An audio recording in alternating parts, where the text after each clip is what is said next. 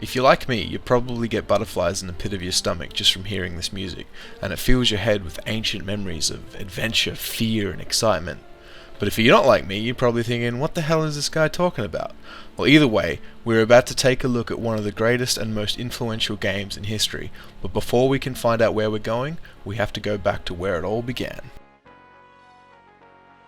So, it's the late 1990s. Multiplayer gaming is in its infancy.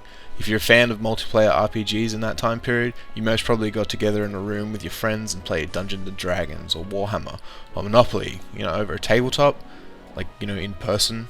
I know, right? You had to actually leave your room. Or if you were like me and you had no friends, just kidding, I was a popular kid in school. You would probably plug your computer into the phone and dial up to this thing called the internet and connect to a text-based RPG, otherwise known as MUD. No, not that kind of MUD. This kind of MUD. It stands for multi-user dungeon. Then one day in 1999, your older brother comes home from his friend's house and he's like, "Get off Mum's computer, I got this new game. It's just like MUD, but it's got graphics."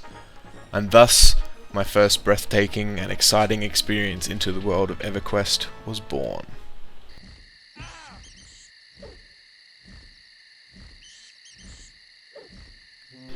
Everquest, the grandfather to the modern-day MMORPG, the first of its kind to run off a true 3D engine and play in first-person perspective, or a third-person if you weren't a scrub. This game practically laid the foundation for the current MMO, and it birthed a list of do's and don'ts that other games still use to this day. A good example of a don't was this classic UI. I mean, look at this thing. It has absolutely zero customization. The visual gameplay space is not even 50% of the screen. You only have one chat window. The whole thing is cramped and claustrophobic. This UI is actually so old that you can't even get the real thing anymore. What you're looking at here is a custom-made recreation, and it's about the closest you can get to the original. But you know what? I actually miss this UI. I really do. It's probably just nostalgia, but there's just something about it. I guess it's a good thing then that this UI only lasted just over a year before they gave the option to replace it in the Belios expansion. I believe it got removed completely a year or two later, sometime during the Shadows of Lucian expansion. Anyway, I might be jumping the gun a bit here. Why don't we talk about character creation first? When the game launched in 1999, you got access to 12 playable races and 14 different classes to choose from. That's almost double what current MMOs roll with these days. Then, over the next 14 years and 19 expansions that followed, they introduced an extra 4 races and 2 classes on top of their already diverse cast. Okay, so you log in and you have to create a character. You pick the prettiest face and you're ready to roll. Wait a second, what's this? I have to distribute stat points? I have to pick a deity and a starting city? What is this? So, back in the day, character creation was very important. You needed to distribute your stat points properly, as it would seriously affect the early life of your character. Equipment back then often didn't have any stat points until level 40.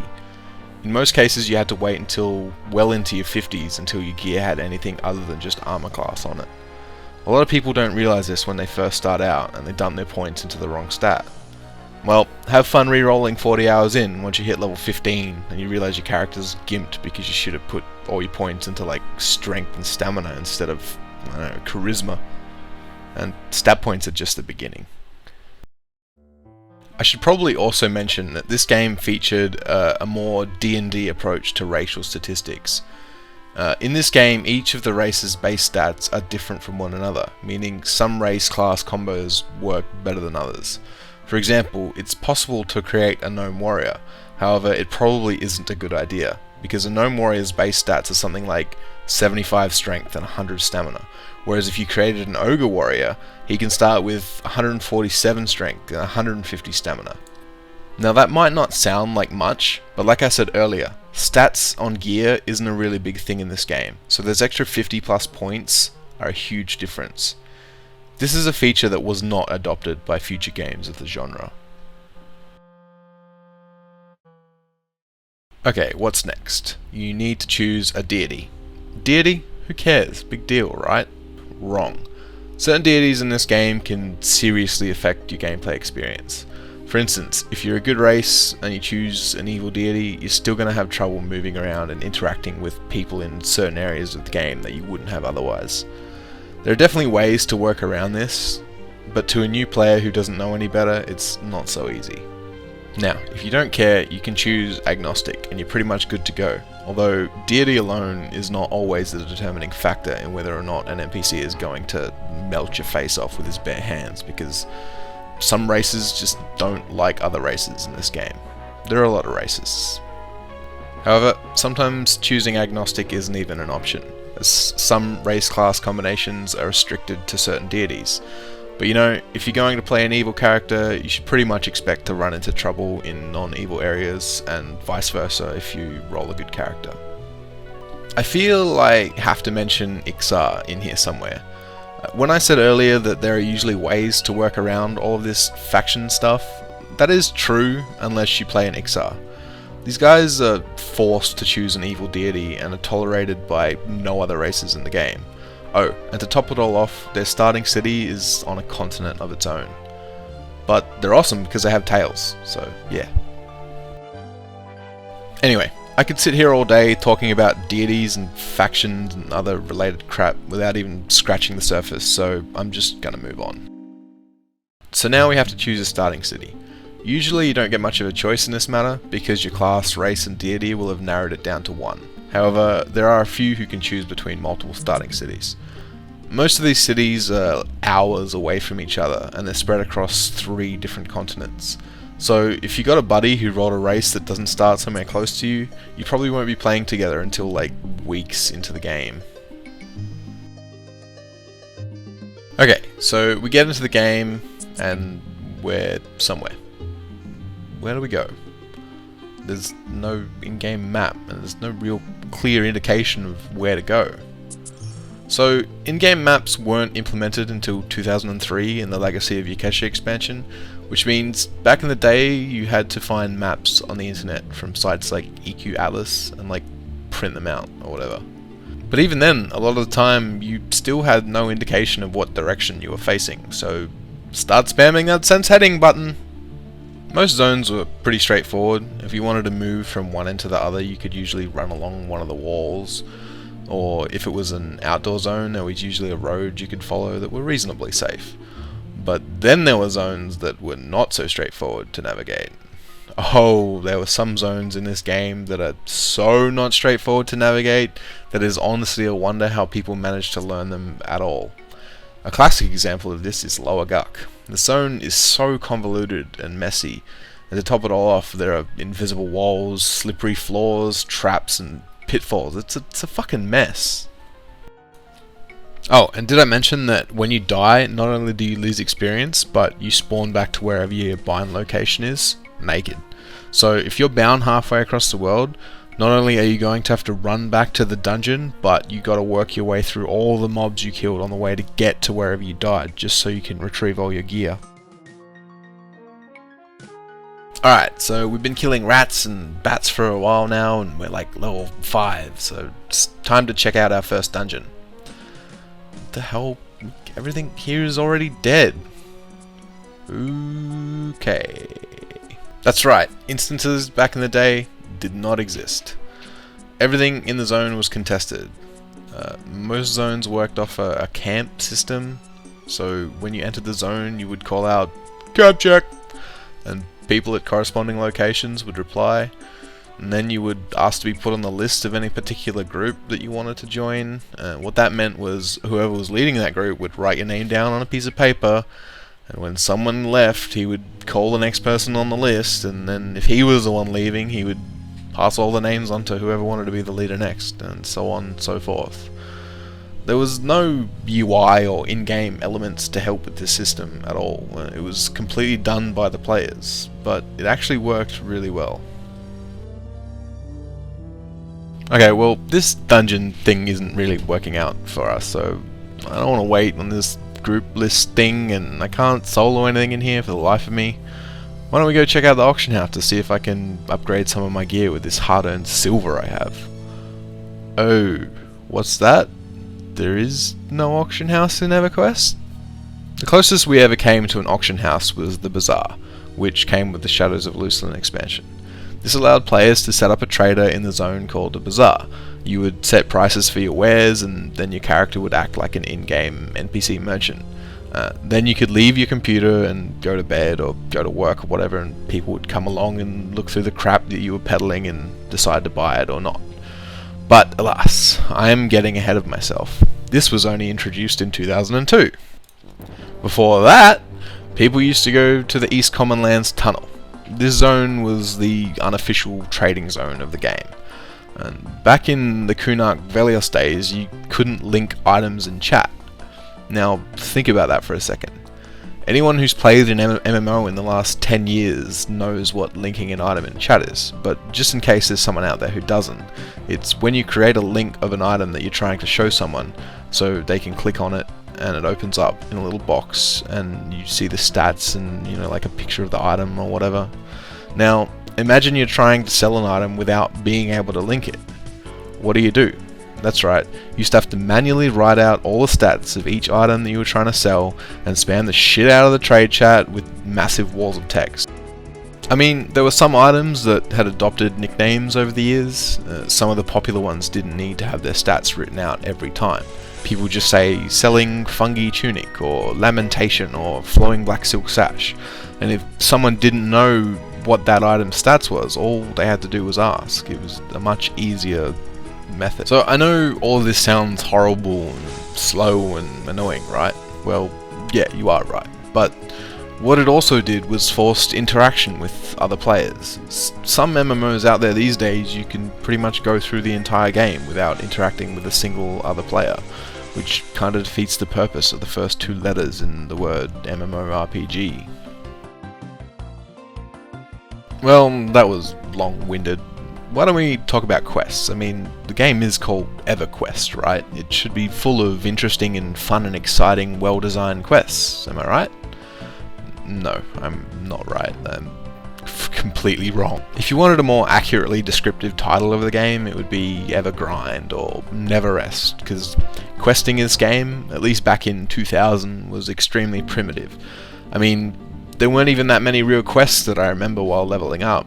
Most of the quests were just hand-ins, where you collect items off mobs you were already killing in dungeons and turn them in for a bit of XP, faction, and a piece of vendor trash. It wasn't like modern day MMOs, where questing is your main source of experience and leveling up. I mean, take a look at WoW. Every direction you turn, you'll find someone with a floating exclamation mark over their head. In EQ, the most common way to find out about a quest was word of mouth from other players, and when you finally do find the quest, it's not like WoW, where they hold your hand through it and tell you exactly where to go and what to kill. So let's take a look at an early game quest as an example. You go up to an NPC and you hail them, and if they have something interesting to say, there will be a keyword in their dialogue that's in brackets, in which you reply something like, "What symbol in a rock?" And this prompts the next section of dialogue. This can go on for quite some time before you get an actual objective. Luckily for us, this quest is fairly straightforward. So this guy wants me to go and get 4 of the holy symbols worn by these halfling druids that are chilling somewhere in the forest outside the city. Okay, easy. So we head out into the forest. Let's bring up our map to see where these halflings are. Oh, that's right, there is no map. Okay, so after looking up on our internet map and going to all the places that these little bastards might be, we finally found them. Alright, so what do I need from these guys again? Holy weapons or something? And how many did this guy ask me for? Let's just bring up our quest log and check. Oh, what's that? There's no such thing as a quest log? That's right. Questing was so primitive that you had no way to track your progress, so better get out your pen and paper and start writing shit down, because if you lose track of what you're doing, you can severely screw your progress. And if you turn shit in the wrong order or the wrong amount, and if everything is not done absolutely perfectly, the items you just spent like 10 hours gathering will get swallowed up by the quest dude, and you won't get shit. And like I said before, this is one of the most straightforward quests in the game. There are some quests out there that are so ambiguous, it's a wonder people can even finish them with a written guide. But really, when people think about quests in classic Everquest, they are thinking about epic quests. You want to talk about ambiguous? So I should probably explain. In Everquest, there were epic items, but it's not like in WoW where you can just fucking run around in circles on the wrong end of Alterac Valley and the game just like throws epic items at you. No, Everquest's first expansion introduced an epic weapon for each class. These weapons had unique and cool looking graphics, and they were the only weapons in the game at the time to have particle effects. Some of these weapons are still considered top tier even well into later expansions. So how did one acquire these epic weapons, you ask? Well, they weren't dropped off raid bosses, not quite anyway. They were quests. Very epic and long quests, as the name would indicate. In the grand scheme of things, some of these weapons were a lot easier to get than others, and some were way harder to get. When I say they weren't quite dropped off raid bosses, I mean parts of their quests were dropped off raid bosses. Usually one at a time, on a boss that had a 7-day respawn timer, mind you. Oh, and remember earlier how I was talking about there not being instances and everything was contested? Well, that's right. You got a raid boss who's holding a piece of your epic quest? Well, first in, first served. And even if you do manage to get the kill, it wasn't even guaranteed that he would drop the piece you were after anyway. Some of these pieces were extremely rare drops. I want to go off on a little tangent here. This is just a personal note I wanted to share with everyone.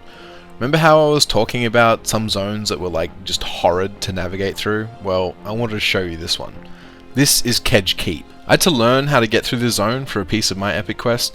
I mean, granted, these quests were introduced when the level cap was like 60, and by the time I got around to doing it on my bard, it was 3 expansions later and the level cap was 65, so a lot of the stuff was soloable or duoable. But still, look at this shit. I had to learn how to do this on my own. And this guy that I had to kill, Finagle Ortrops here, he only spawns like every 7 days.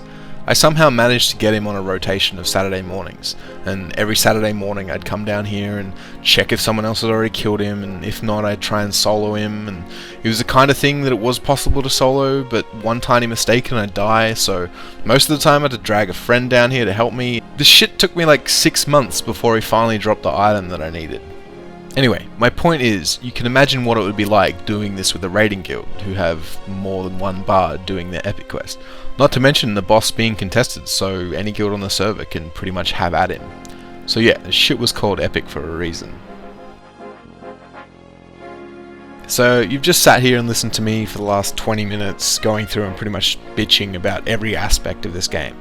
The funny thing is, I love this game. I wouldn't have it any other way. I mean, modern day MMOs spoon feed you everything. They hold your hand for the first half of the game, if not more. They tell you how to do everything. When you played Everquest in 1999, you had to learn everything yourself. The game forced you to interact with other players and learn together, which I think is the whole point of an MMO. It taught you to be careful and think about what you were doing in every situation, and to fear making a mistake. You couldn't just throw caution to the wind and run around about carelessly because the game would punish you for it. It's probably because of this that I have some great memories of this game, like 10 plus years after I stopped playing it, and it's also why I still ramble on about it today. So, for everyone who used to play Everquest back in the day, I hope this was a fun trip down memory lane for you, and if it was, feel free to post some of your old Everquest memories or stories in the comments below. And to anyone else who never got to play Everquest in its glory day, I hope this was an entertaining look back into kind of gaming history. So thanks for watching, and I'll see you next time.